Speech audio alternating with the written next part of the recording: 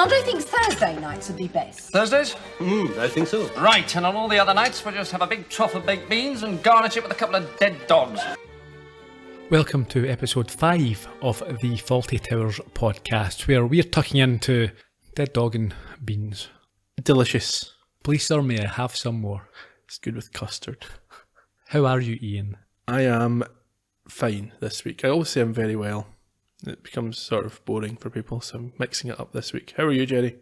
Can't complain. Well, I could, but it wouldn't do any good. No. Let's get the requests out of the way first. Again, since we're on a We've roll. had some compliments for the way we did this last week, so let's go again. People say we want more of this up front. Yes. Front load the requests. Yes, so we can get it out of the way by skipping it very quickly. We give the customers what they want. Always. We're looking forward to a flood of comments this week over at fawltytowerspodcast.com. There'll be a post up for Gourmet Night by the time you hear this. And hopefully you can chip in with your thoughts, memories of this episode, your favourite parts, and what you think of the podcast as well. That's fine. We're happy to hear your feedback there. But if you want to review it, please go to iTunes or Apple Podcasts. I know it might not be where you personally listen to it, or maybe it is, but the vast majority of people find new podcasts through that service. So if you could go on there and give us a good 5-star review and a nice 5-star rating and a nice review, it would do a world of good for the show. And if you just want to chat more informally, you can get us on social media. We're on both Facebook and Twitter. We're at Fawlty Podcast. This week contains one of the most iconic scenes in British TV history, I would suggest. The bit with Manuel with the duck on his foot. Exactly. Slipper duck.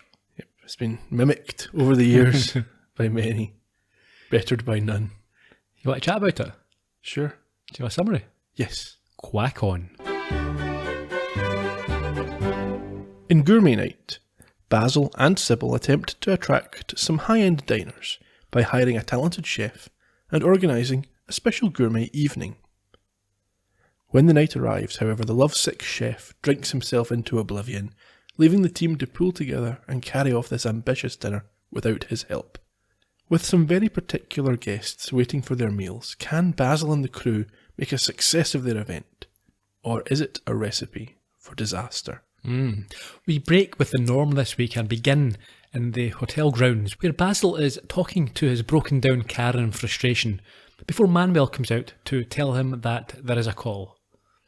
Basil quite reasonably asks where Sybil is and why she can't take it. But there are the usual communication issues, and Manuel thinks that he wants to pay a bill. Why would that make sense? Ultimately, Manuel realises and says that she's not there.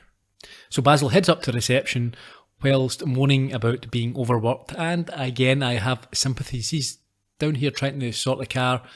Someone else in the hotel should be able to take a call. It's unreasonable. It's not rocket science. Take a call, take a message. Anyway, it gets worse. How? As soon as Basil reaches the phone, there's Sybil coming out of the office to take it. Yes, so he walks off, Basil that is, leaving Sybil to speak with Andre, a local restaurateur. Yeah, it's not immediately clear who Andre is. Sybil talks about him being marvellous. We don't know who him is. At first I thought maybe is it the agency they got Manuel from, but then why would they say he's marvellous? Yeah, the opposite would be said. Basil returns swiftly to administer a painful lesson in identification when he points out who his wife is, who he is, and then what does he do? I think he points out to Manuel what a smack in the head is Yes. and delivers one. He does indeed. I think Manuel accepts this punishment. He doesn't moan or complain about it. He actually nods as if to say, yeah, that's fair enough. Yeah, it's a bit unfortunate for poor Manuel. Well, he has been literally beaten down. Yeah, he just accepts his own bullying here. Sybil takes time to point out to Basil that the car should go to the garage. He should be trying to fix it himself. Yet he's displaying his frugal tendencies here. Yeah, but she doesn't explain how he's to get it to the garage without fixing it himself. Yeah, well, as we've seen, it can start, so I assume that what she means seen is... it start, have we? No, well, we do see. Yeah, we will see. So you can get it going, take it to the garage and get it repaired rather than just trying to do the job yourself. I think Basil toddles off into the kitchen at this point, and Polly comes in to ask Sybil to join her in a celebratory drink. Why? She sold a sketch. Yeah. Your first sketch, it's not for thousands of pounds. I'd be holding back in the celebration. Yeah, certainly on the fizz. Yeah. Yeah. In the kitchen, we meet Kurt, We do. He is working alongside Manuel. I think it's the first time we've been inside the kitchen. Is it? That's the first I think so. time. Yeah. You sure? Yes. Basil's in there. He's snuck through that rather than sort out the carries in there. Eating, I think he appreciates the new chef's skills. This food seems to be good. Oh, actually, was the bit when Manuel was in the hamper, we only saw the corner of it, and that might yes. have been the kitchen. It was the kitchen, yeah. Yeah, we didn't see all of it. I was a bit confused there because I knew we had been in there. I was sure we had We been went in into there. that room, but just didn't see who it was. We were looking out of it. Anyway, yes. Yeah, I think we see that Sybil is keeping an eye on what Basil is eating. Perhaps he's overindulging with the new chef. I think she just wants him to do some work and stop lazing around. But he's not when he was down trying to fix the car. I don't think she appreciates that. Basil confirms to Kurt that the food is indeed delicious before accepting a pre-drive glass of wine. And we find out that Kurt is Polly's customer. Yes, he refuses a glass of wine. He says he enjoys it too much. So as he's working, he says, give this one to Manuel. Sybil takes Basil's wine away, and he says at least it smelled nice. And then I think he struggles to work out what Polly's sketch is. Yeah, apparently it's of Manuel, and Basil says it's modern and socialist. It's very socialist. And amusingly, he says something to remember him by when he goes. Sybil asks Basil if he's still there, and he says no. He left 2 minutes ago, but he's sure he'll be due back soon. And when he does go, Sybil says to Polly that she too wants to buy one of these drawings of Manuel. She's going to put it on Basil's bedside table. I'm sure he'd appreciate that. And Polly notes that's her up to 2 sales, as many as Van Gogh had in his lifetime. There we go. Outside, Basil has eventually got the car going and he sets off, but only to the end of the driveway where he stops to, you'd imagine, try and work on it himself. Yeah. And we cut quite a period now. It's Sunday. Yes, Basil is sitting with Sybil and Andre, and they're eating in the Fawlty Towers dining room. Yeah, they continue to praise the skills of Kurt before she has another go at Basil's eating and apparent overindulgence leading him to do what? Well, he gets really unhappy here because I don't know if Sybil's a bit drunk here or not, but she's trying to embarrass him. She says the only time he eats this well is when he's at Andre's restaurant. He puts it away like a hamster, and she'll have to get him a wheel soon. And she's emasculating him in company. Yeah. And he tells her she's embarrassing Andre. And Notes points out her perhaps overindulgence in liquid form. Well, he gets up to speak to the other guests in the dining room and says she should have another vat of wine. Yes, he at first speaks briefly to the Major and then to a couple with perhaps the most punchable child in TV history. Good evening. Everything to your satisfaction? Oh, Well, I don't like the chips. Sorry? The chips are awful. Oh dear, what's wrong with them then? They're the wrong shape and they're just awful. I'm afraid he gets everything cooked the way he likes it at home. Does he? Yes, I do, and it's better than this pig's garbage. Now, Ronald! These eggs look like you laid them. Ronald! Look here, old chap. Shut up! Leave him alone! He's very clever, rather highly strung. Yes, he should be.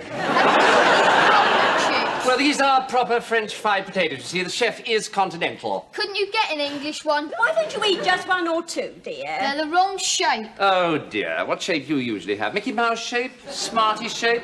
Amphibious landing craft shape? Poke in the eye shape? God, you're dumb. Oh, now? Is there something we can get you instead, Sonny? I'd like some bread and salad cream. To eat? Well, there's the bread and there's the mayonnaise. I said salad cream, stupid. We don't have any salad cream. The chef made this freshly this morning. What a dump. This is very good. He likes salad cream. That's puke, that is. Well, at least it's fresh puke. Oh, dear! Well, he said it. May I ask why you don't have proper salad cream? I mean, most restaurants... Well, the chef usually buys it only on special occasions, gourmet nights and so on. But when he's got a bottle... he's a genius with it. He can unscrew the cap like Robert Carrier. It's a treat to watch. And then... The patronising tone he took with the kid there did remind me of Blackadder talking to Pitt the Younger. Yes, that was Blackadder 3. the first episode of Blackadder 3, which would be episode 7 of the Blackadder podcast if you're interested. Yeah, give it a listen. What did you make of that brat? Oh, terrible. If Yeah. that was your kid, you would boot him in the arse and kick him out the door. That's the thing, isn't it? You blame the parents. You do. They're equally as bad in their own way. Our children would never act that way. Never. They wouldn't dare. They wouldn't actually. Basil continues, after the clip ended there, to sarcastically describe the chef's talents before accidentally, deliberately elbowing the kid in the back of the head. I read a brief interview with the actor who played the kid saying he was meant to get a slap or a clip around the ear, but he was too quick and kept dodging it, so they had to change. It'd be good to think that, as we've had before, it was delivered more forcefully than rehearsed. Apparently the young actor eventually went into catering himself. Did he? Yeah. Okay. I did enjoy, after Basil leaves to go to the kitchen, the father remarking that he was a nice man. Back over with Sybil, Andre is very positive about their idea to put on a night of fine dining and recommends a Thursday, whilst Basil has a suggestion for the other days that we had at the top of the podcast. And when Andre leaves to speak to Kurt in the kitchen, Basil and Sybil argue about whether Polly can do the menus. Yeah, Basil wants to do it himself, but Sybil insists that Polly do it, and having learned nothing from earlier episodes, says Basil can do the advertisement for the paper. Yes, but to try and make it not sound too toffee-nosed. Yeah, don't put people off. And Basil says all he wants to do is keep the riff-raff away. Yeah, that's a problem. In the kitchen, Yeah, Andre and Kurt are talking surreptitiously about something. we hear Kurt thank Andre for securing him the position and receive a friendly warning about something, as you mentioned there. I think it's about his behaviour. I think we come to terms about his drinking. This is interesting. Andre, from what we hear here and what we later discover, it would appear to have palmed off Kurt to the unsuspecting. You wonder if he was fired from Andre's restaurant for his drinking. Yeah, or not even necessarily fired, but moved on. Yeah, it's possible. So a little bit sneaky here by He's, Andre. he's not the magnanimous and generous man that he's maybe made out to be. No. Kurt then tells the bemused Manuel that together they will make Fawlty Towers famous for its food, before calling him cute and giving him a big kiss in the head. I think Manuel's quite happy at this point. He's just been offering to cook paella for the two of them, and and he's enjoying having a new friend. Yeah, and it's interesting that, bearing in mind what we've discussed in the past with certain 70s attitudes, Kurt's obviously a bit of a caricature. However, it's not played, the way Manuel interacts with him, Manuel isn't homophobic. He's not portrayed as written as a predator. Yes, he is. We see Manuel terrified later on. He comes running through asking for Basil's help. And then... No, that's because of the fallout. It's not... No, he says he kept trying to kiss me. Yes, but... I mean, at this point he kisses Manuel and Manuel's fine about it. Yeah, at this point he is, but I think it's going to turn when his intentions become more obvious. And I do think one of my concerns with the episode was I thought he was portrayed as a predator. And I thought it was not as subtle. Okay, so if we accept what you've said there, Uh-huh. then it's acceptable to be worried and or annoyed.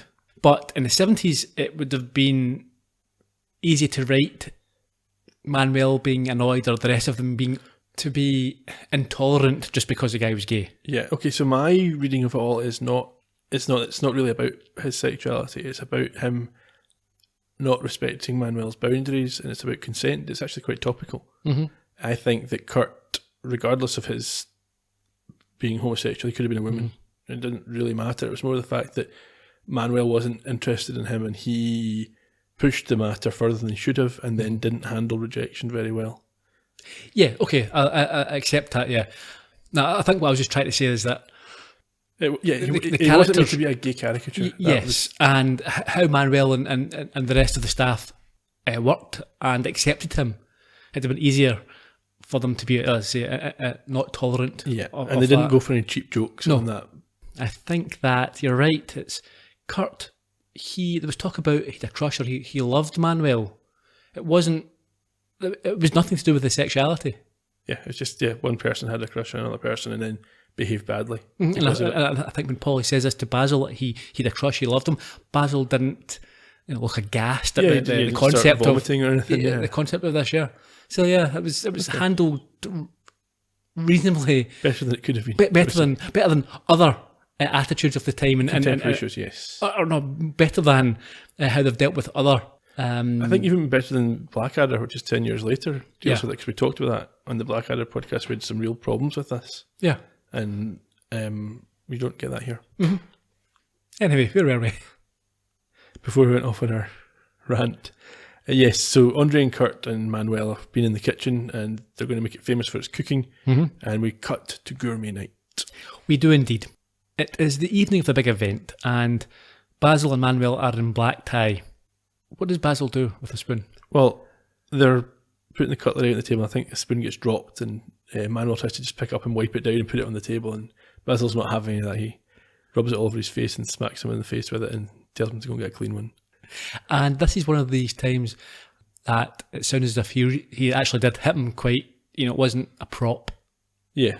And if you listen carefully, I think you can hear the knock, and you can also hear a Skull gasp, splintering. but a gasp from the audience, the live audience, who obviously were aware of that as well. Yeah. It's a very small thing, but this next interaction between Polly and Basil is one of my favourite parts of the episode because of how smooth it was done. So Polly comes by and asks if Basil likes the menus, and he says no, and she just says thank you, carries on. It was quite subtle, but very nicely done, I thought. It was. There is bad news, however. Yes, Sybil comes in as a family of 4 have cancelled at the last minute, which means there's only 4 people coming. She can't believe that Basil literally put no riffraff on the advert. Yeah, there's nothing subtle about it. No. Basil's happy anyway because of the folk that are coming. 2 are JPs and 1 is a leading local Rotarian. And for our perhaps non-British listeners, what's a JP? Justice of the Peace, so that would be someone who sits in judgment at a magistrate's court, I think, in England. From the kitchen, Polly tells Basil that Kurt and Manuel are getting the wine from the cellar before he shoos away Tibbs and Gatsby, who have been banished from the dining room. It's very unfortunate for them. You think with these folk cancelling, they might have brought them in to pad it out a wee bit. Yeah, but They're not the right sort of people. No, not at all. Sybil then informs him that the Halls have arrived, and it's action stations, and he has therefore no time to listen to Manuel, who comes through claiming to be very upset. And looking very upset. Yeah. This is a fairly common thing for Basil. He doesn't recognise when people need to speak to him urgently. We've seen this, I think, a couple of times previously. Normally with Polly, she'll ask to speak to him and he'll fob her off. And we're going to see it again shortly. In the bar, Sybil makes small talk with the Halls, who are an odd couple. Well, the Colonel might have the dullest chat in the world. It's brilliant. He talks firstly about the morning's weather, and then he goes on to talk about how it changed in the afternoon, and then how the weather looks going forward. He also has a nervous twitch, and his wife looks like she has been squashed inwards and downwards. But not affecting her hair, which is still massive. When Basil appears, he does so in his usual subservient manner, and things go from bad to worse when he reacts to the twitch of the Colonel before asking after their dead daughter. We don't get an explanation for that. He just asks how their daughter's doing and Sybil says she's dead. That's a shame. Maybe that's where the twitch came from. Possibly, yes. That's yeah.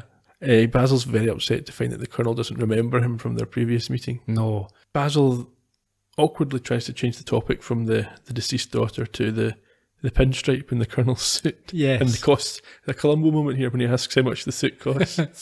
And I think he has to be introduced. Yeah, and the Colonel just cuts across him and says, I don't even know who you are, which is obviously a bit demeaning for Basil, and Sybil introduces him.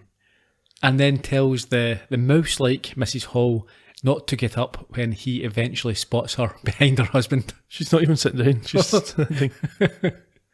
But Sybil is similarly confounded. She's also struggling and calls her Mrs. Small. Yes, they both get a bit tongue-tied when offering drinks to the short Mrs. Small. And I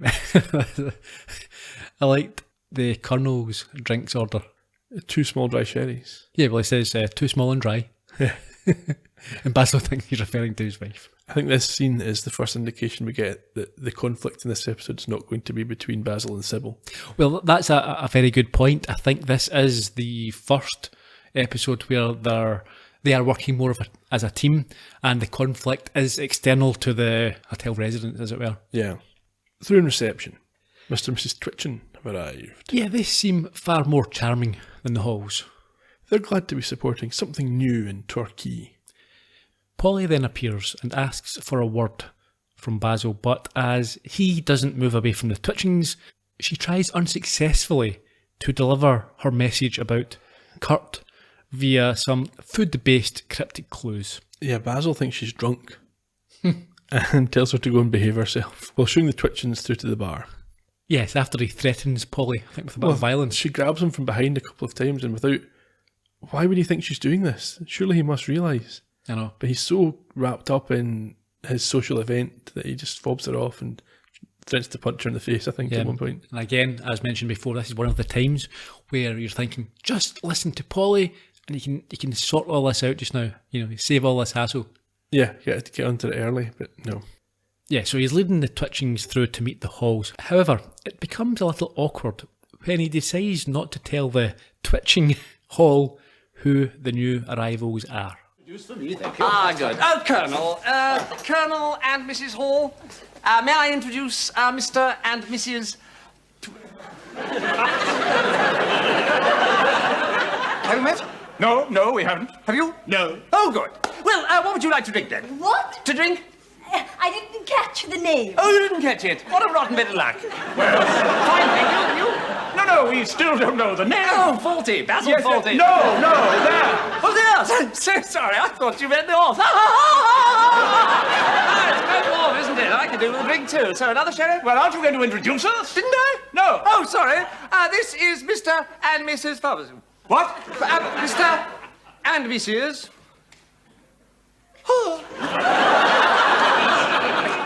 Sorry, I fainted. Oh, I feel better for that. I'll just get you your tomato juices.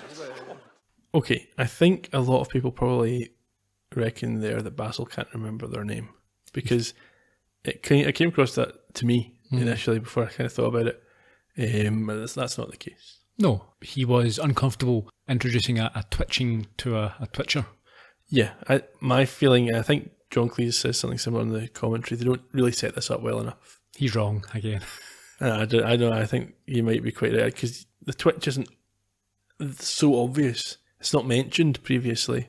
Yeah, but it's a visual thing. You don't necessarily need to mention it. Anyway, with Basil now behind the bar, Polly comes through and he ignores her advice to put the bottle down before she tells him that Kurt is almost unconsciously drunk. Yeah, and Basil drops the bottle, which she should have put down when Polly told him to. And he lets out a scream as well. Yeah. Turns out that Kurt has a crush on Manuel and they've fought.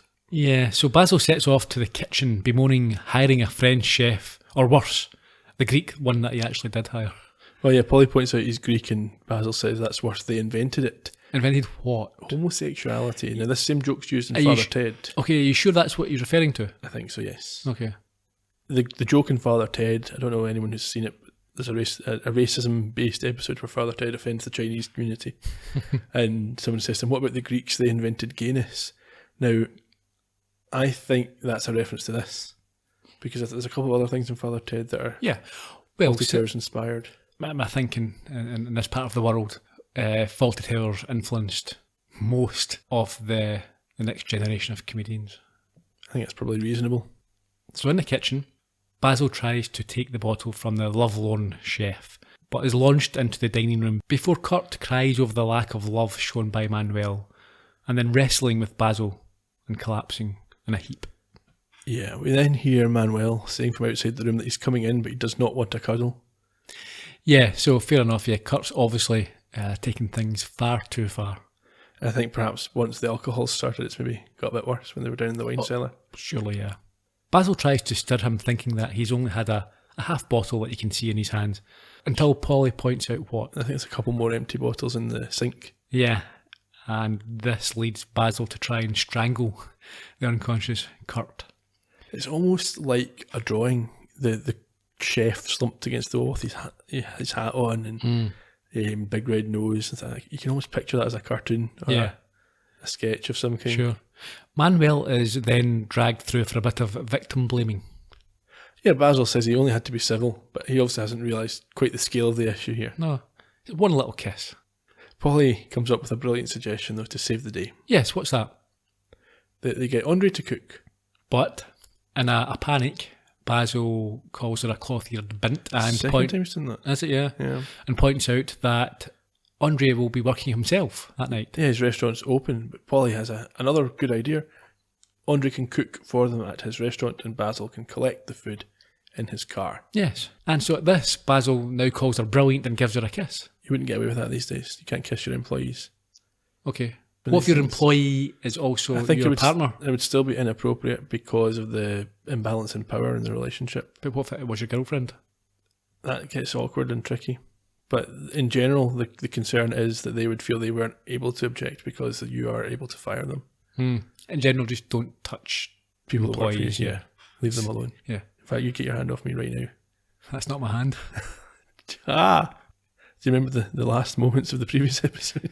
Through the bar, Sybil offers the guests another drink, but they're ready to order their food. They are, but we see Basil on the phone to Andre being told that he can't do the lobster, but can certainly manage duck with a few different sauces. Yes, and when Sybil comes through, she finds Basil typing out the new menu, and he explains to her that Kurt is drunk. Yeah, frantically explains. She says that she doesn't believe it, and he tests whether or not it's all been a dream. Yeah, he smacks his head off the desk and realises, nope, not a dream. And again, another example, I think, of John Cleese playing it for real. Yes, no, I think he did take the blow this time. We were a bit unkind to him in the previous episode. The menu that Andre has proposed is explained to Sybil. It's duck. It is. When she asks what that is, she says duck. Basil is able to demonstrate by doing a fully fledged duck impression. Yes, all the way through to the bar, where he presents the revised menu to the Halls and Twitchings. Yes, he explains that the chef is a perfectionist and has changed the entire menu without telling anybody because he wasn't happy with the previous menu. What is now on Yes. offer? Duck. 3 variations. Yes, there's duck with cherries, duck with orange, and duck surprise. What's the surprise? There's no sauce. It's duck without orange or cherries. Yes. And Basil says if they don't like duck, they're stuck. Hall is not impressed with this at all. Well, Mrs. Hall is. She loves duck. Yeah. Back through in the kitchen, Sybil now understands the situation as we see Kurt face down in a bucket. I think he's vomiting in the bucket as they put the starters together for the guests. Indeed. Barely seated, the couples are presented with their food. Although Manuel has served the Halls the wrong way around, and there's a novel approach between them all to rectifying it. Yeah, it's a set piece. It's also been very heavily rehearsed. It's very cleverly done, and they Was. pull it off quite nicely. They do. And that also includes a smack to the head. Yeah, there's plenty of those going on. At this point, the Colonel asks for a wine list, and I think Basil corrects himself after calling him the Major. Major, I think there's a couple of Polly does it as well later. Yeah. At this point, we hear Mrs. Twitchin say he's got it in his hair, but I don't know what she's talking about. Well, there is something in Basil's hair. It looks to me like he's got hair clips in to Yes, keep the wild it's- hair down. I'm not sure what it is. Is it grease, maybe? Or maybe it's Brill Cream or something Yeah. like that. I don't know. But then saying he's got that in his hair, even because Brill Cream's meant That's to what be it in your goes, hair. yeah. I don't know. It's never cleared up. I never found a explanation for that line. Mr. Hall does, however, praise his starter, although the surprise and delight is short-lived, as Mrs. Hall has a problem. Yeah, she's been served sushi. Not very popular in the 70s, Torquay. No, it's a raw mullet. So she sends it back, and Basil says, "Oh, you wanted a cooked one?" And in a panic in the kitchen, he presents the fish to the semi-comatose Kurt and tries to get a clue as to how it should be prepared. But all he gets is what? I think he pukes on the fish, doesn't he? He does, yeah. Back out in the dining room. This is a classic, another great Polly moment. Describe? So she's off to get wine for the Colonel, and he complains there's a hair on his mousse. And she goes for the classic, "Don't talk too loud, everyone will want one, come back." Yeah. Hall is not amused at all He's at not this. impressed. The Halls are really odd. They get outraged at the strangest Well, things. Well, I mean, in fairness, you would be outraged if this was the level of service at a restaurant. But yeah, they are an odd couple, as I mentioned earlier. Like I said, the Twitchings seem perfectly pleasant.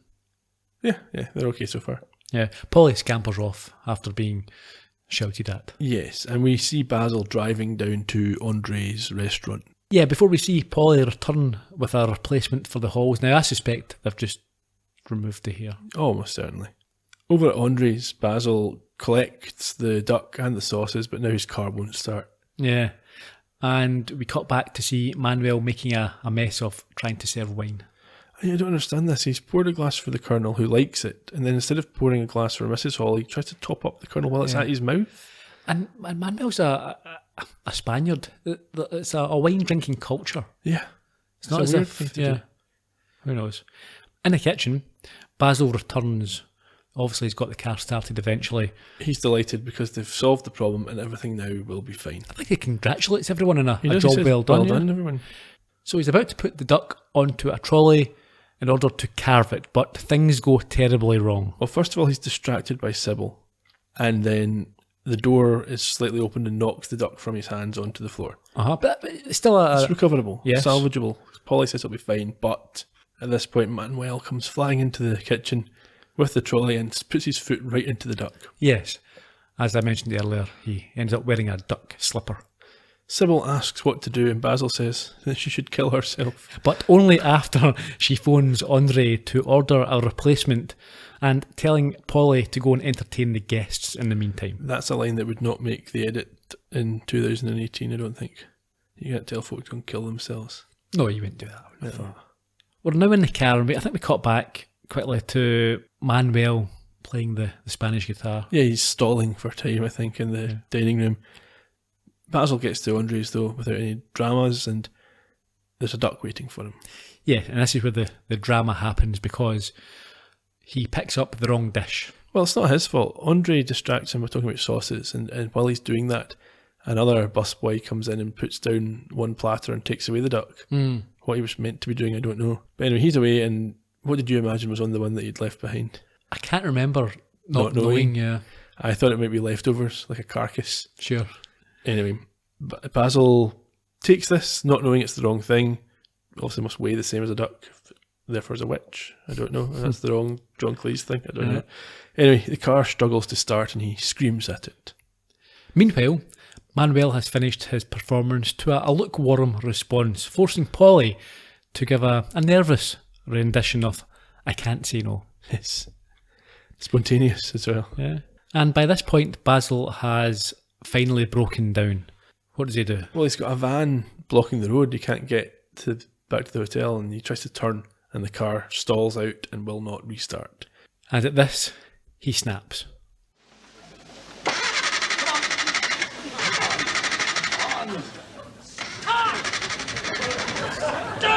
You vicious bastard!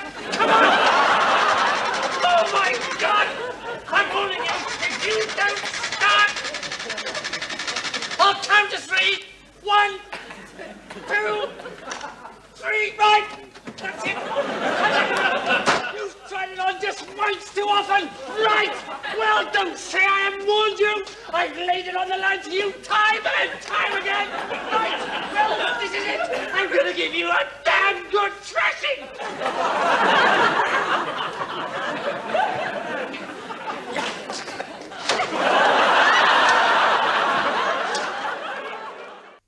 That scene, as we mentioned earlier, is iconic in terms of British TV.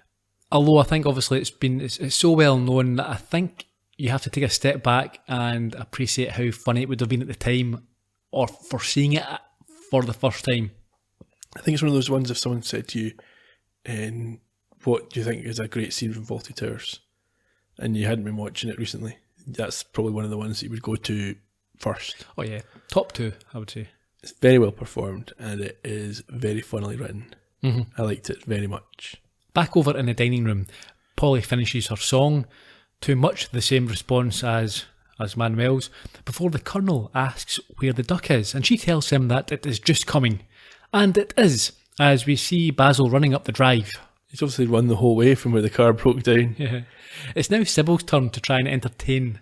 Yeah, she's turned it into some kind of speakeasy. Yeah, she's got a fag in her mouth, a drink in her hand. She's perched on the end of a table, and I think she's trying to be perhaps a comedian. Telling stories about her days with Cary Grant back in the Tinseltown. Yeah, they don't seem impressed with her either. No. Basil arrives, however, and the day is saved. Yes, he's very triumphant. He makes a big deal of preparing the knives for carving. Yes. And he then has his big reveal. He lifts the lid. It's not duck. It's not, what is it? Some kind of trifle. It is. That's better than duck. Yes. But not if you're expecting or desiring duck. Like the Halls, obviously, where if you see their faces, they've never been more outraged. No. This leads Basil to finger his way through the trifle trying to find the duck. He's asked, what about the duck, Faulty? And he comes up with the perfect response. Yeah, the duck's off. And I thought the edit on this, the timing and then the cut to the final credits was spot on. Very nicely done indeed. It was. So, there we go. Another classic episode, I would suggest. An absolute classic, yes. As we mentioned, and as you sort of corrected me on, there's a slight issue, obviously, with Kurt being portrayed perhaps as someone whose advances were not reciprocated. Sure, but he's not lauded for it or celebrated. He doesn't benefit from it, so I don't think it's necessarily a negative that they included it. I think he comes out looking bad, which is quite right. He does, and as I said before, how the rest of them are quite accepting and tolerant of someone who's gay was nice. So yeah, he comes out looking bad because of his lack of respect for consent, not because he's gay. Mm-hmm. But it is unfortunate that they used a gay character when there only is one to do that. Mm. Okay, let's pour through the trivia. Anything else we have? 17th of October 1975 was the original air date. Andre Moran, or Moran, played Andre. Born in 1926, so I believe he's still with us.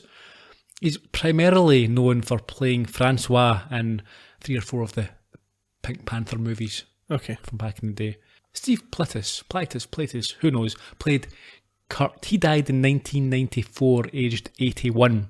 Some of his latter work included Batman, the Tim Burton 89 movie, Superman 4, which was filmed in England, The History Man, The Saint, Z-Cars, Doctor Who and Coronation Street. Certainly, I had a look at his CV and the stuff that he's remembered for, the stuff he did as an older actor, I think. Sure. And possibly also this. Colonel Hall was played by Alan Cuthbertson. He died in 1988, aged 67. You may have seen him in The Guns of Navarone, Room at the Top, Terry and June, The Morecambe and Wise Show, The Tommy Cooper Hour, The Frankie Howerd Hour, The Goodies, The Avengers, or The Benny Hill Show. He's appeared in a lot of very popular comedy shows. Anyway. With Andrew Sachs' cousin Yakety in that last one. Mm-hmm. The Odd Mrs. Hall was played by Anne Way. She died in 1993, aged 77. She was also in the John Cleese vehicle Clockwise. Have you seen that? I've not. Or I don't remember it anyway. I like it. It's a sort of extension of the Basil Fawlty character, although he's a more sympathetic and nicer person. Okay. She has also been in The Bill, Emmerdale, Carry On Loving, Z-Cars, Jack and Ori, and The Prime of Miss Jean Brodie, amongst many other things as a character actor. Richard Caldecott played Mr. Twitchin. He has been seen in Crown Court, Coronation Street, The Beverly Hillbillies, Emergency Ward 10, and HMS Paradise.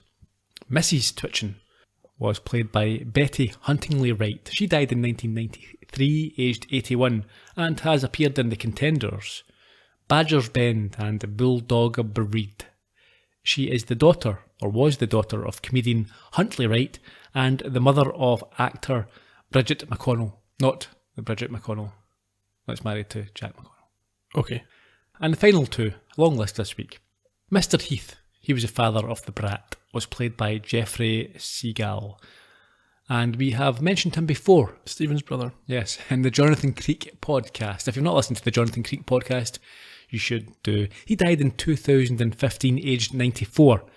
And that was in fact his final appearance in The Tailor's Dummy. He played Marco Bergman, if you remember him. Yes, we won't spoil it for anyone who hasn't. No, but it did come to a fiery, sudden end. Yes.